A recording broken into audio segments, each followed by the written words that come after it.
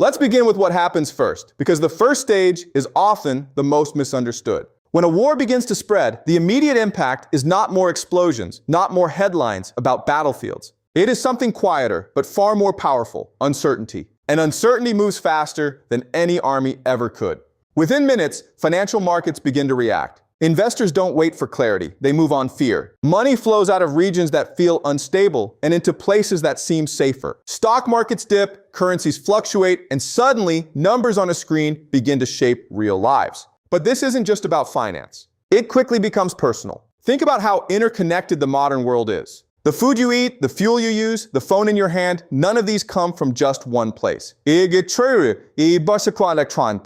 They depend on a chain of countries, companies, and systems working smoothly together. When war expands, even slightly, those chains begin to crack.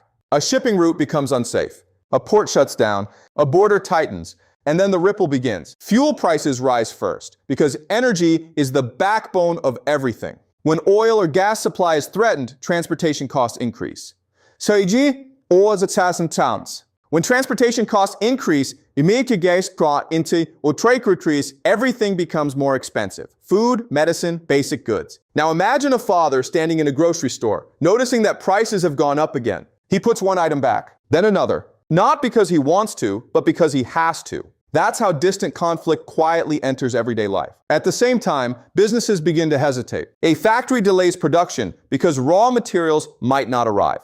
A small company pauses hiring because the future feels unclear. Large corporations shift operations, trying to protect themselves from potential loss. And when businesses hesitate, people feel it. Jobs become uncertain. Wages stagnate.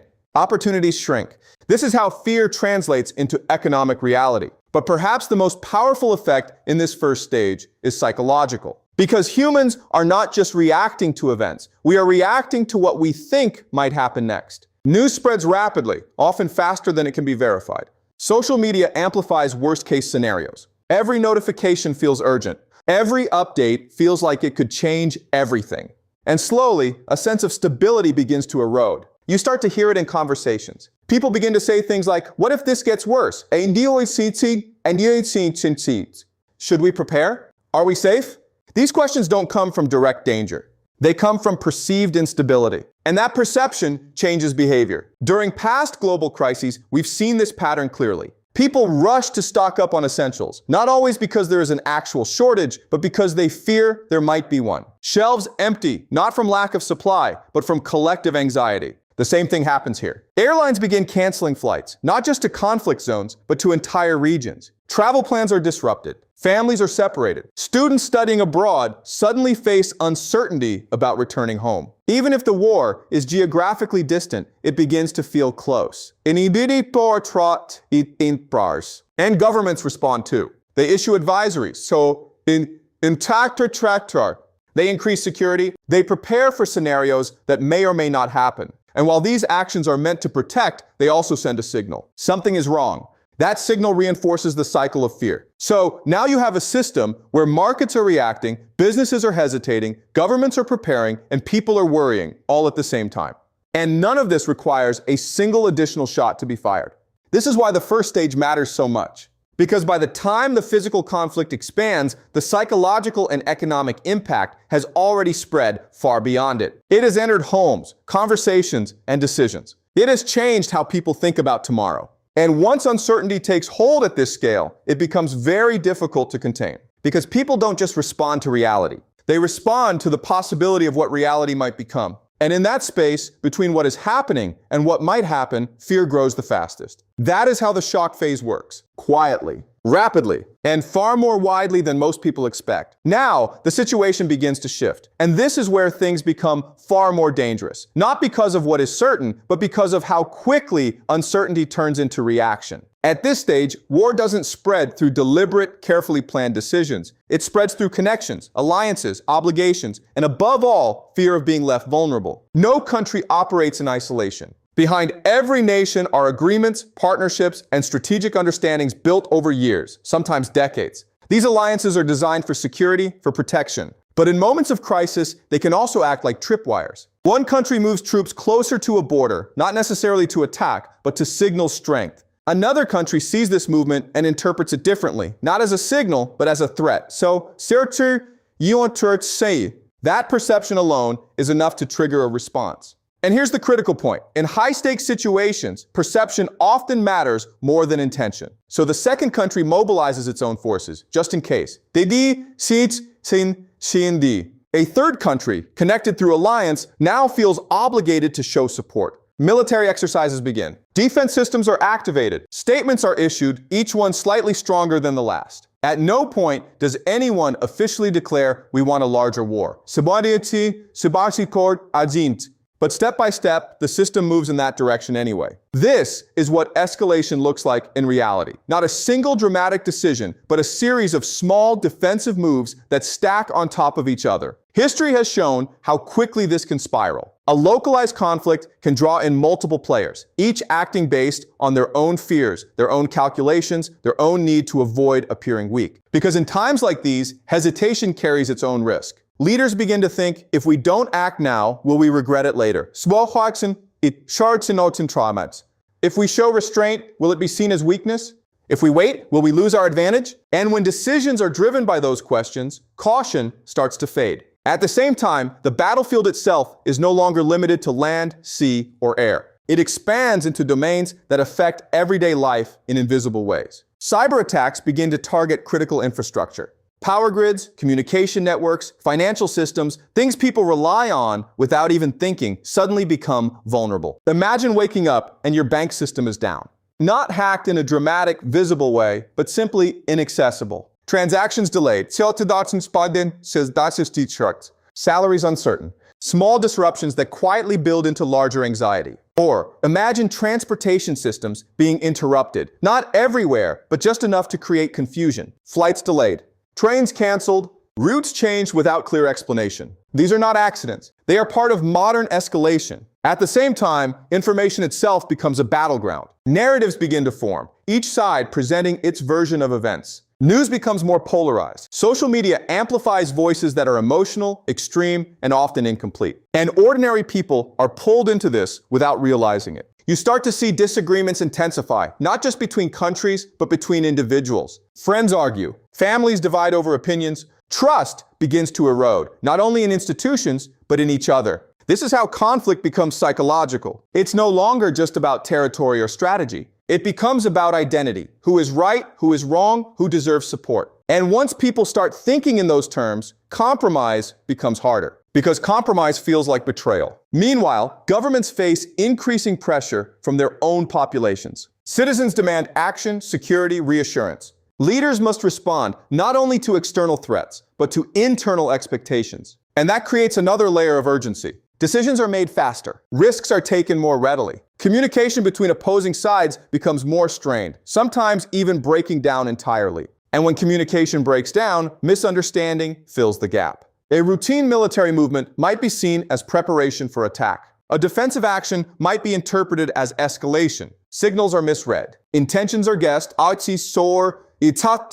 or this is where miscalculation becomes the greatest danger. Not because anyone wants a wider war, but because the system becomes so tense, so reactive, that even a small mistake can trigger a large response. A single incident, a misinterpreted radar signal, an accidental crossing of borders, an unverified report can set off a chain reaction. And once that reaction begins, it is incredibly difficult to stop. Because by then, decisions are no longer being made calmly or strategically. They are being made under pressure, under fear, and under the weight of everything that has already happened. This stage is not loud in the way people expect. It's not defined by one single moment. It's defined by momentum. A momentum built on fear, perception, and the constant need to stay one step ahead of a threat that may or may not fully exist. And that is what makes it so dangerous. Because when events are driven by momentum instead of clarity, the outcome becomes harder to control with every passing step. And then we arrive at the stage people rarely think about clearly, the part that doesn't dominate headlines, but defines everything that comes after. Because when a war spreads far enough, it doesn't just destroy,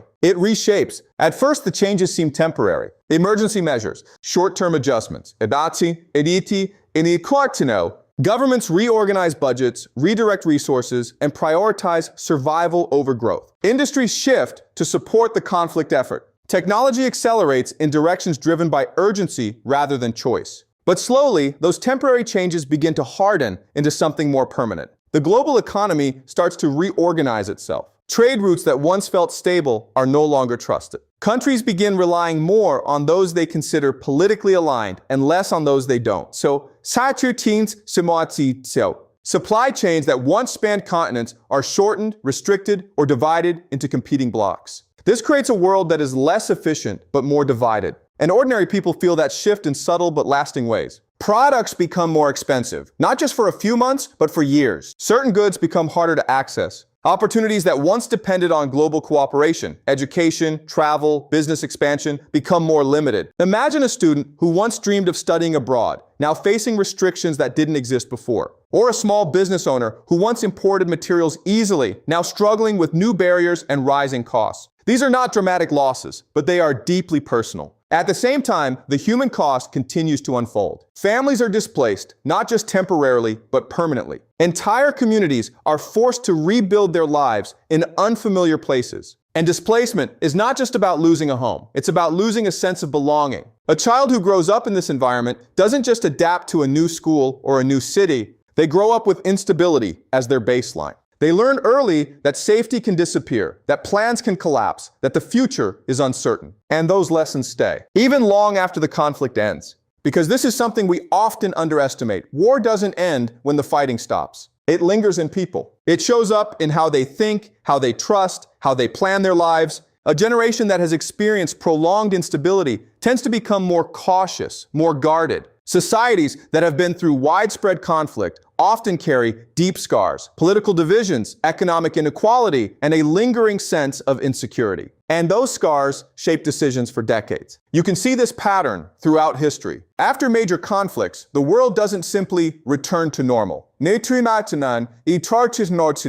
Instead, a new version of normal emerges, one influenced by what was lost, what was learned, and what is feared might happen again. New alliances form, but they are often built on caution rather than trust. International cooperation becomes more fragile. Countries invest more in defense, less in collaboration. And this creates a cycle. Because the more divided the world becomes, the more each side prepares for the possibility of future conflict. And the more they prepare, the more that preparation itself increases tension. It's a quiet but powerful feedback loop. Meanwhile, individuals continue to carry the weight in ways that are not always visible. A worker who lost their job during economic disruption may find new employment, but often at lower stability or income. A family that had to relocate may rebuild, but never fully recover what they had before. Even those who are not directly affected begin to change how they think. People become more cautious with spending, more hesitant to take risks, more focused on security over opportunity. The sense of openness that once defined global progress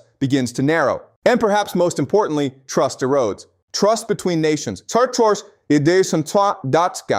Trust in institutions. And sometimes trust between people. Because prolonged conflict doesn't just create physical barriers, it creates emotional ones. It becomes easier to see others as threats rather than partners. Easier to assume the worst rather than hope for the best. And once that mindset takes hold on a large scale, it becomes very difficult to reverse. This is how the final stage unfolds, not as a single event, but as a gradual transformation. A world that becomes more fragmented, more cautious, more defined by past conflict than future possibility. And yet within this reality, there is also something important to recognize. These outcomes are not just the result of decisions made at the highest levels. They are also shaped by how ordinary people respond, how they adapt, how they rebuild, how they choose to engage with a changed world. Because even in the aftermath of widespread disruption, people find ways to move forward. Communities rebuild, systems evolve, new opportunities emerge from old limitations. But those opportunities are never identical to what existed before. They are shaped by everything that happened. Which means the true impact of a spreading war is not just measured in the moment of conflict, but in the kind of world that exists long after it. A world that carries the memory of instability and is quietly, constantly influenced by it in ways both seen and unseen.